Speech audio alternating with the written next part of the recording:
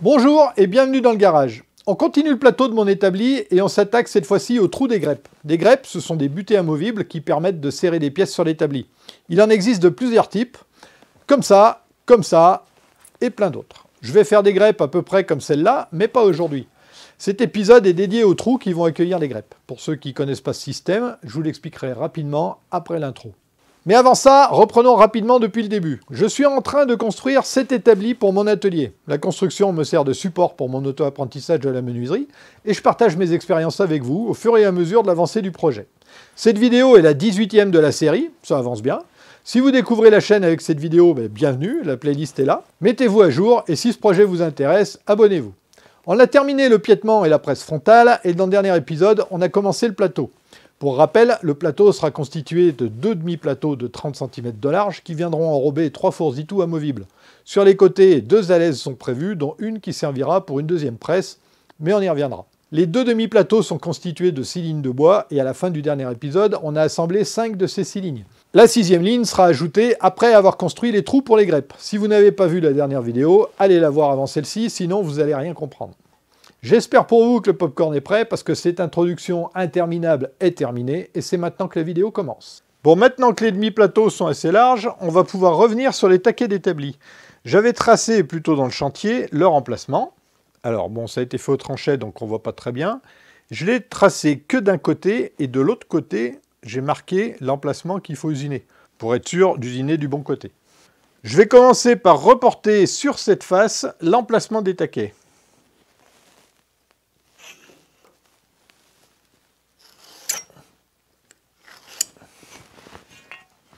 Et bien sûr, là aussi, je marque l'emplacement à usiner pour ne pas me tromper.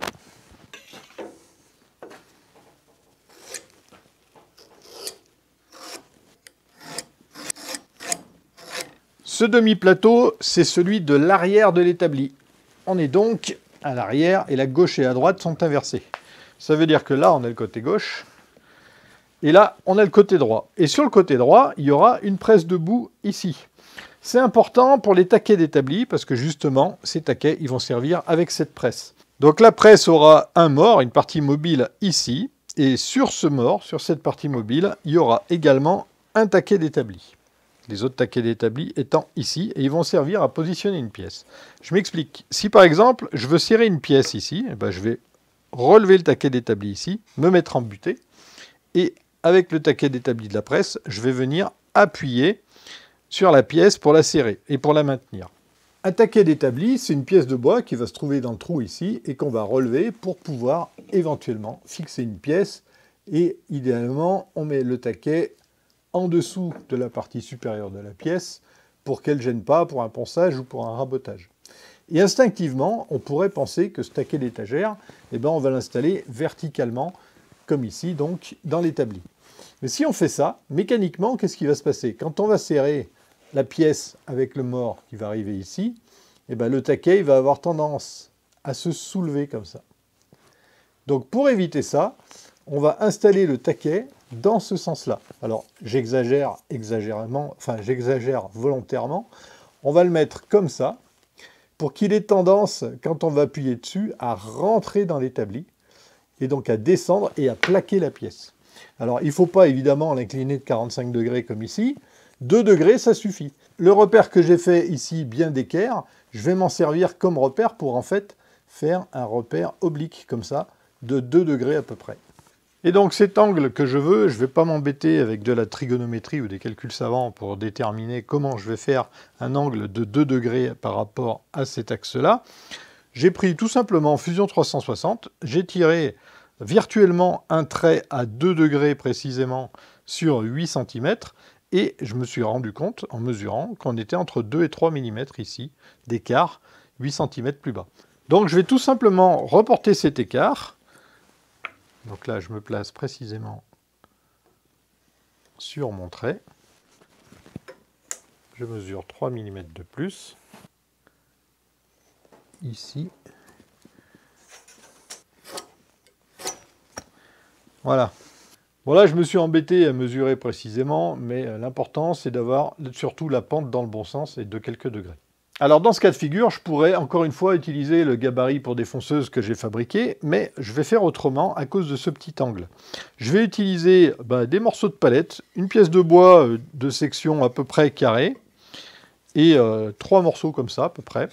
Le gabarit que j'ai imaginé, il va fonctionner comme ça. La pièce de section carrée, elle va venir ici, et elle va être maintenue en place par 2 serre-joints assez loin de l'endroit où on va défoncer pour ne pas gêner la défonceuse. Pour guider la défonceuse, j'aurai 2 pièces de bois, comme ça, qui vont servir à positionner la défonceuse. On va utiliser des bagues à copier, comme d'habitude. Et donc, ces pièces-là, elles vont respecter l'angle que je veux. L'intérêt par rapport au gabarit que j'utilise d'habitude, c'est que ces planches, elles vont sortir là-bas. Pourquoi? Parce que je vais faire une défonce qui va déboucher de là jusque là. Et en faisant ça, en faisant dépasser les planches ici et là, je vais avoir un appui pour la semelle de la défonceuse pendant toute la défonce. Je n'aurai pas de porte-à-faux. Une 3e pièce de bois pour m'assurer que les pièces ici ne vont pas bouger, comme ça, un petit peu. Donc voilà, c'est une précaution. Ça permettra d'avoir quelque chose de parfaitement parallèle en théorie.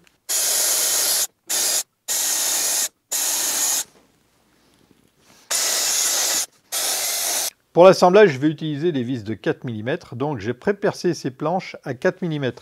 Je n'ai pas pré-percé le tasseau ici, même si ça en a l'apparence parce que c'est du bois de palette. L'intérêt donc de faire ça, c'est quoi? Déjà, quand je vais visser, je ne vais pas visser dans cette planche-là, ça va passer à travers, je vais visser uniquement dans le tasseau qui est dessous. Ce qui va me permettre de bien plaquer les 2 éléments entre eux, et ce qui induira pas de différence de hauteur entre les 2 planches, si par exemple, j'avais pas fait de pré-trou et que les 2 éléments n'étaient pas complètement plaqués, j'aurais pu avoir une différence de hauteur. Ce qui va induire un problème sur ma cote quand j'aurai défoncé ici.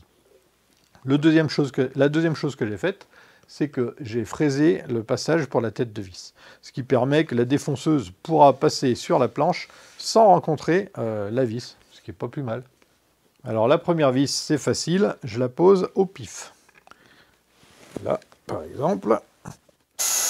Ensuite, je positionne mon début de gabarit avec les 2 serre-joints et j'aligne la planche avec le repère que j'ai tracé tout à l'heure.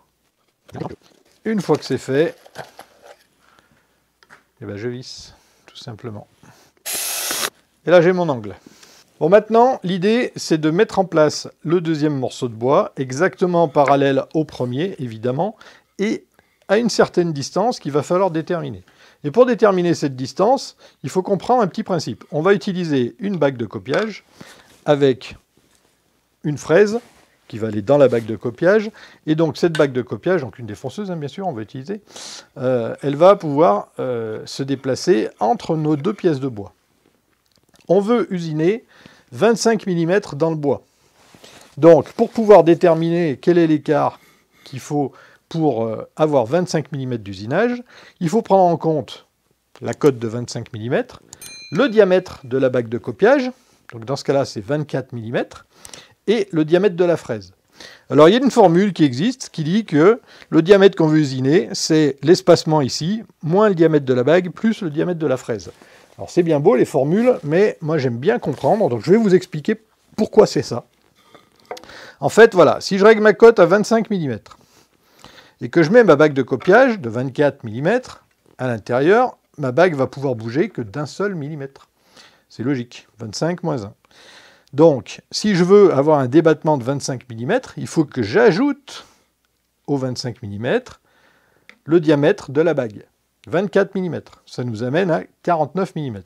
Et là, ma bague va pouvoir se déplacer de 49 mm moins 24, puisqu'elle bute ici d'un côté de la bague et de l'autre côté de la bague. Donc 49 moins 24, on a bien 25 mm. OK? Maintenant, on rajoute la fraise. Si j'ai un débattement de 25 mm et que j'ajoute une fraise de 8 mm, le problème c'est que même sans bouger, la fraise elle a déjà fait un trou de 8 mm.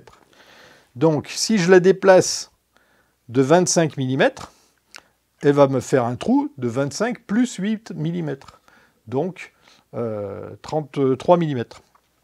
Donc il va falloir sur mes 49 mm que je supprime 8 mm, le diamètre de la fraise. On a bien la défonce, c'est l'espace moins la bague de copiage plus la bague de la fraise.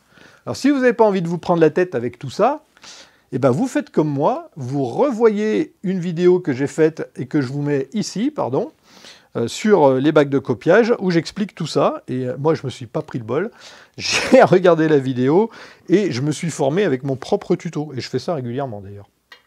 Voilà, donc l'idée, c'est d'avoir 49 moins 8 mm, 41 mm entre ces deux espaces. Donc pour pouvoir mettre mes pièces de bois parfaitement au bon endroit, ben là pour le coup, j'ai utilisé les bagues de la toupie, donc j'en ai de plusieurs dimensions, et ces trois-là, additionnées, elles font 41 mm. Donc je vais me mettre en butée là. Et ces trois-là aussi, avec une autre combinaison de bagues, fait aussi 41 mm. Donc je les mets là.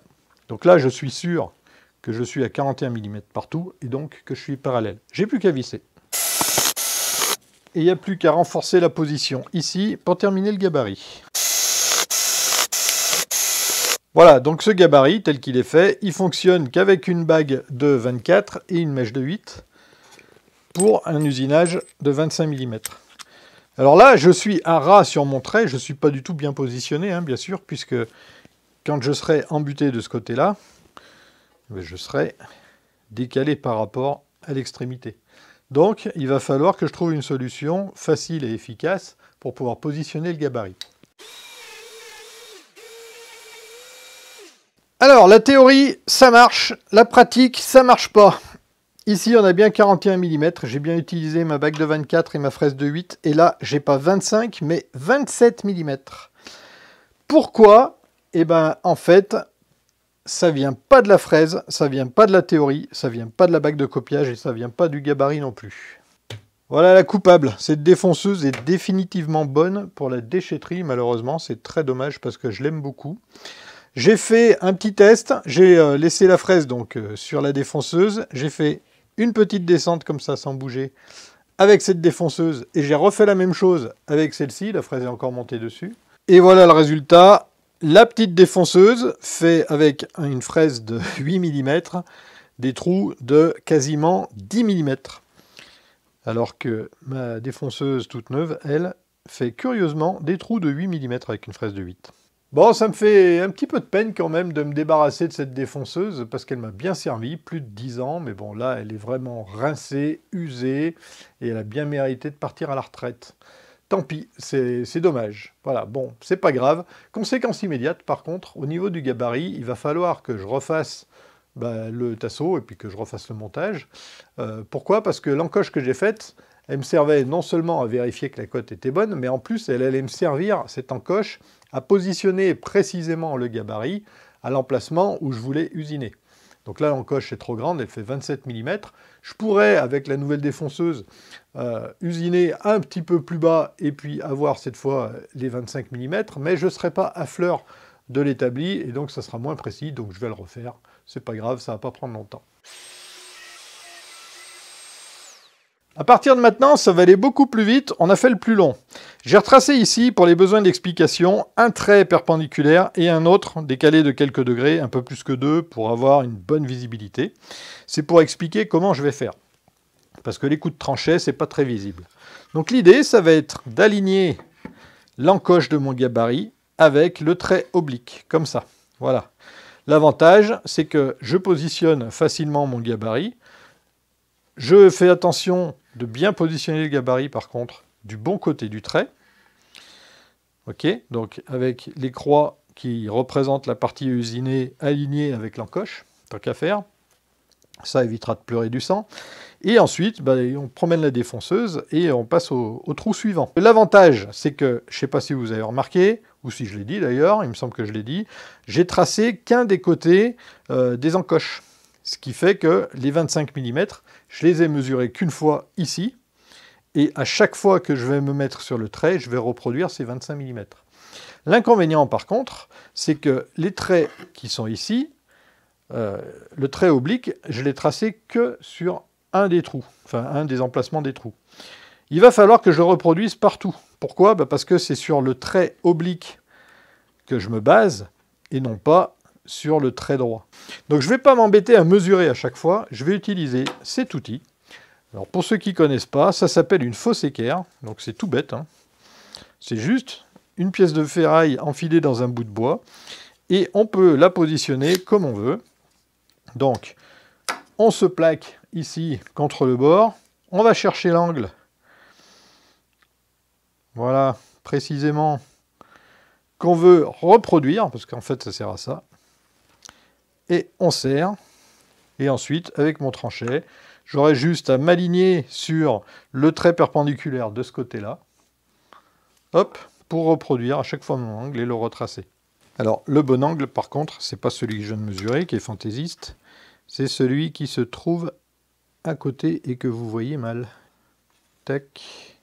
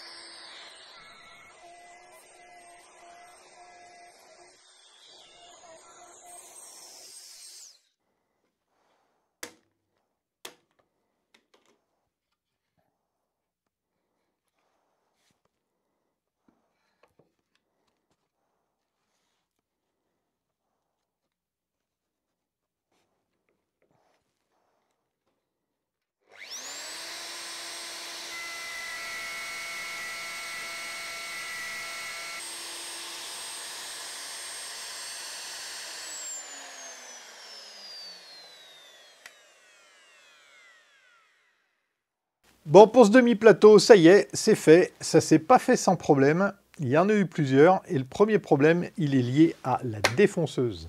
Sur ce modèle de défonceuse, le système de butée, c'est une tige qui est plaquée en bas avec un ressort et qui est verrouillée avec cette vis-là, qui vient buter donc sur ces petites rondelles de plastique qui sont montées sur des écrous qu'on peut monter ou descendre en les vissant ou en les dévissant sur ces tiges filetées.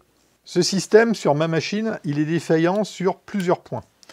Alors, déjà, il y a deux butées. Celle-ci, elle est dure, donc c'est parfait, on peut la régler et elle reste en place.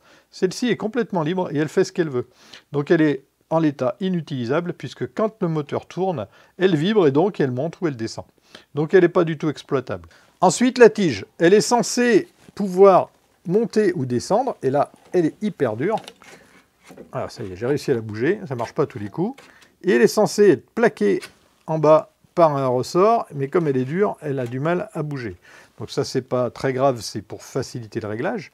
Le problème, surtout avec cette butée, c'est qu'elle se fixe avec cette vis, et cette vis-là, avec les vibrations du moteur, elle se dévisse.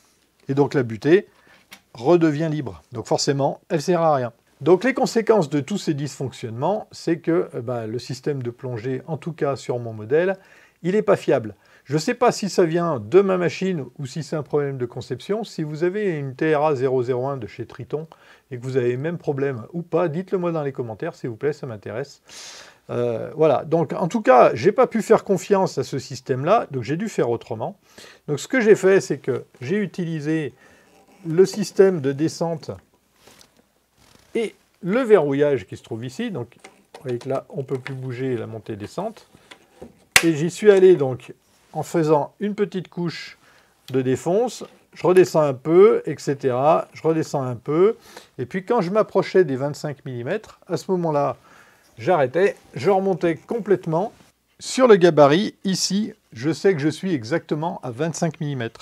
Donc en fait, je venais placer la défonceuse, la fraise au-dessus du gabarit, je descendais la fraise jusqu'à la butée, puis je bloquais la descente. Et dans cette configuration, j'utilisais plus du tout le système de butée intégré à la défonceuse, qui est déficient, mais le système de butée qui était constitué par le gabarit. Bon, au moins, j'ai quand même réussi à faire mes 11 défonces à 25 mm, ni plus ni moins. Donc ça, c'est bien. J'ai, à défaut de résoudre le problème, réussi à le contourner. Mais il y a eu d'autres problèmes. Et les autres problèmes, c'est pas lié à la défonceuse, c'est lié au fait que je suis un boulet. Et un boulet, ça fait des boulettes. À la boulette. On voit pas bien peut-être sur la vidéo, mais la trace que j'ai faite au tranchet, elle est ici. Ça veut dire quoi ça? Ça veut dire qu'au lieu de mettre mon gabarit positionné correctement, en imaginant que le trait de coupe soit là où se trouve le trou, avec cette partie-là du gabarit alignée avec le trait, eh ben, j'ai aligné mon trait avec le bord du gabarit, comme ça. Ce qui fait que j'ai décalé mon trou de 4 mm, le rayon de la fraise. Bon, c'est pas très grave, dans le sens où visuellement ça se voit pas trop, d'autant plus que je l'ai reproduit 4 fois l'erreur quand même.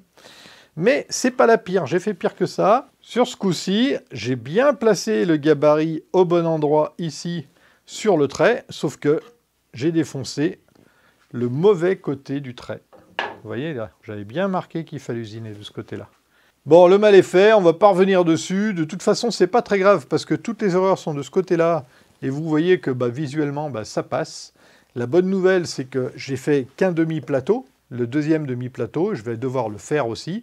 Et ce que je vais faire, c'est que je vais reproduire les mêmes erreurs, c'est-à-dire que je vais positionner les trous des taquets d'établi exactement au même endroit pour qu'ils soient symétriques et que l'erreur ne se voit pas.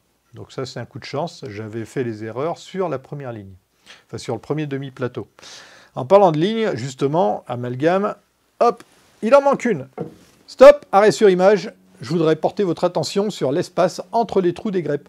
Si vous regardez le bord de l'établi, à droite de votre écran, vous voyez que les trous de greppes sont plus rapprochés qu'au centre de l'écran et à gauche.